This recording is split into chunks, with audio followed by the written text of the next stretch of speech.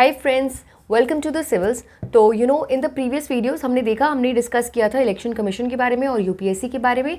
आज इस वीडियो में हम एक और बहुत ही महत्वपूर्ण जो कॉन्स्टिट्यूशनल बॉडी है फाइनेंस कमीशन, हम उसके बारे में चर्चा करेंगे कि finance commission what are the main components of finance commission, composition क्या है, कौन सा आर्टिकल है।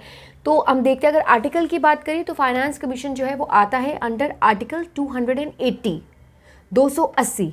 फाइनेंस कमीशन कॉन्स्टिट्यूशन के कौन से आर्टिकल में मेंशन है? तो फाइनेंस कमीशन कॉन्स्टिट्यूशन के आर्टिकल नंबर 280 में मेंशन है। 280 is related with finance commission, right. अब हम देख कॉम्पोजिशन क्या है फाइनेंस कमीशन का। तो फाइनेंस कमीशन में होते हैं एक चेयरमैन और होते हैं 4 अदर मेंबर्स, ठीक है, जिनको अपॉइंट करते हैं हमारे माननीय प्रेसिडेंट।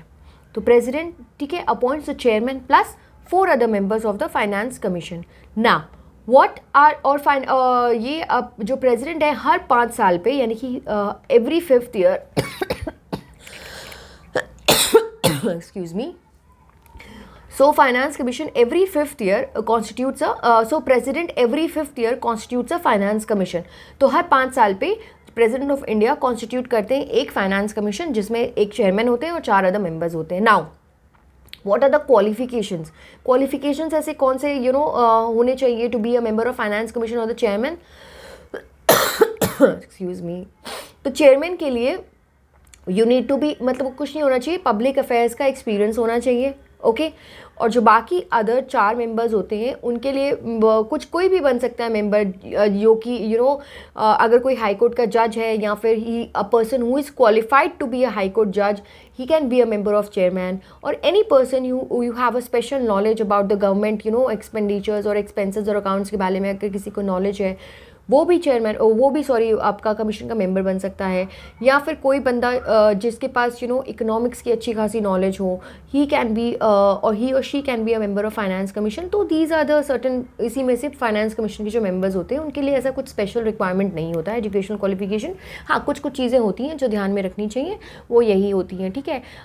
पब्लिक अफेयर्स में एक्सपीरियंस हो, या हाई कोर्ट के जज रह चुके हों, या फिर इकोनॉमिक्स की अच्छी नॉलेज रखते हों, या उनको गवर्नमेंट के एक्सपेंडिचर्स और इन सब के बारे में अच्छी नॉलेज हो, तो that person can be a member of finance commission, right. Appoint कौन करता है? इनको अपॉइंट करते हैं प्रेसिडेंट, ठीक है।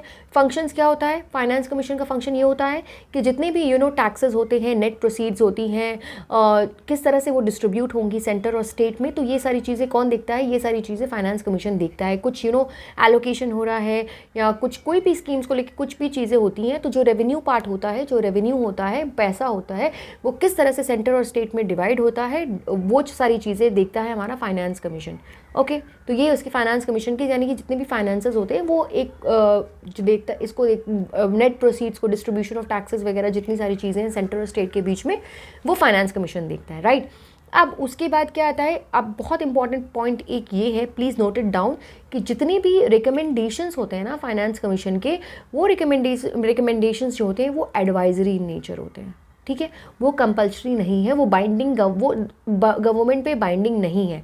बाइंडिंग नहीं है मींस गवर्नमेंट के ऊपर बाइंडिंग नहीं है, दैट इज़ कि गवर्नमेंट को अगर वो समझ में आते हैं, उनको लगता है कि जो रिकमेंडेशन फाइनेंस कमीशन ने दी है वो उनको एक्सेप्ट करनी चाहिए, तो वो एक्सेप्ट करेगी। और अगर गवर्नमेंट को लगता है कि नहीं भाई, हमको नहीं एक्सेप्ट करना है, हमको नहीं मानना है, फाइनेंस कमीशन क्या कह रहा है, हम नहीं करेंगे, तो वो गवर्नमेंट की डिस्क्रिशनरी हो जाती है। यहाँ पे फाइनेंस कमीशन का काम है अपनी रिकमेंडेशंस को देना, ठीक है। अब गवर्नमेंट का काम है कि वो रिकमेंडेशंस को अपनाता है कि नहीं अपनाता है।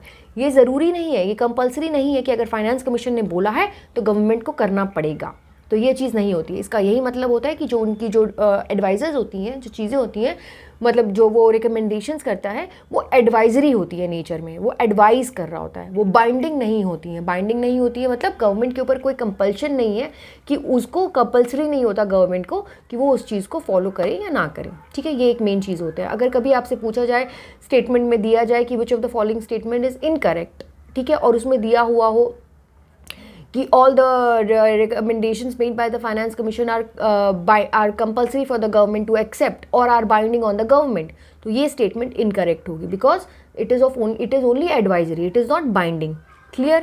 तो ये था हमारा फाइनेंस कमीशन के बारे में। और अब आप मुझे फटाफट कमेंट करके बताइए कि who is the present chairman of the finance commission. And अगर आपको ये वीडियो अच्छा लगा तो प्लीज़ कमेंट करें और हमारे चैनल द सिविल्स को लाइक करें, शेयर करें, सब्सक्राइब करें और join us our Telegram channel and पढ़ते रहिए, मेहनत करते रहिए, मोटिवेटेड रहिए और अपने लक्ष्य की तरफ अग्रसर रहिए।